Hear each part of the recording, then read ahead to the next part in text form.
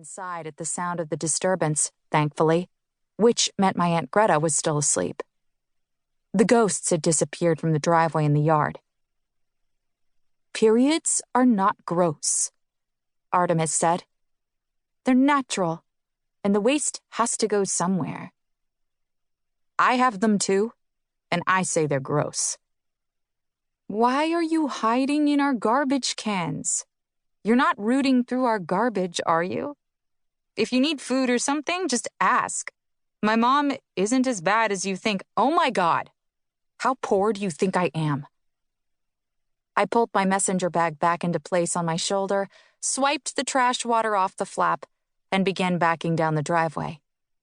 I never felt grungier than when I was standing next to Artemis, and soaking in garbage did not help. "I don't need to dig in your trash, and if you tell your mom I was here, I'll cut all your hair off. I know where you sleep." She rolled her eyes and followed me. I walked faster.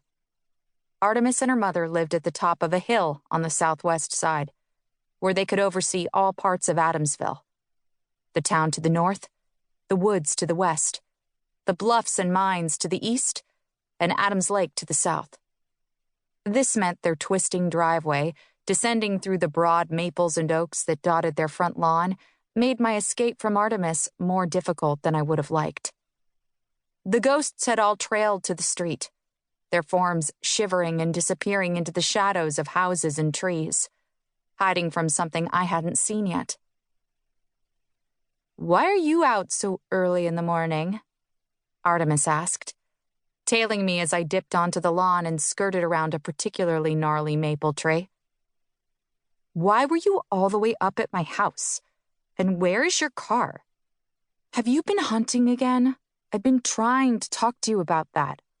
I know what happened was awful, but this is so important, and if you're back on the hunt, I can help you even better than before."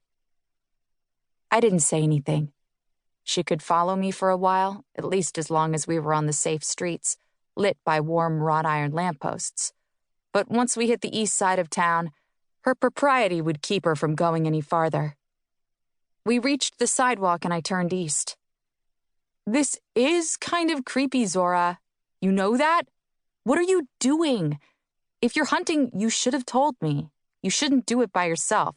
People might think you're stealing." "You aren't stealing, are you?" My shoulders prickled. I'd been very careful about what hours of the morning I conducted my business. From 2 to 4 a.m., Addamsville was as silent as it would ever get, inhabited only by the dead, and since the weather had taken a turn, the hours in my freedom to roam unnoticed grew longer. If people caught me skulking around when it was dark, of course they would think I was doing something illegal. I was Zora Novak, after all.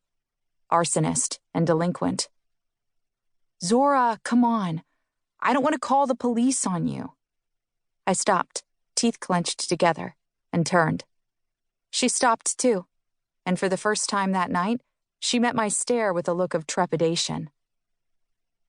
Besides our height, the only similarity between us was our eyes, and I'd spent a lot of time learning how to make mine as terrifying as possible. Even when I tried to soften my expression, it didn't always work. 10, 9, 8, 7, 6, 5, 4, 3, 2, 1. I wasn't going to break into your house. I wasn't stealing from anyone. And I'm not hunting. Her chin turtled into her cashmere scarf. "Then what were you doing?" "You're not going to believe me if I tell you." "I might. I believe a lot of things, after all." She held up the moleskin notebook she'd been carrying under one arm. It was the notebook she always wrote in, the one that held all of Addamsville's stories. "Why are you out this early?" I asked. "Are you hunting alone?" "Kind of. Not hunting exactly, just researching. I wanted to check a few locations before the Dead Men Walking crew gets here tomorrow." She checked her phone. "Well, today, I guess. I don't know where they're filming, and I wanted to make sure the hot spots were safe for them."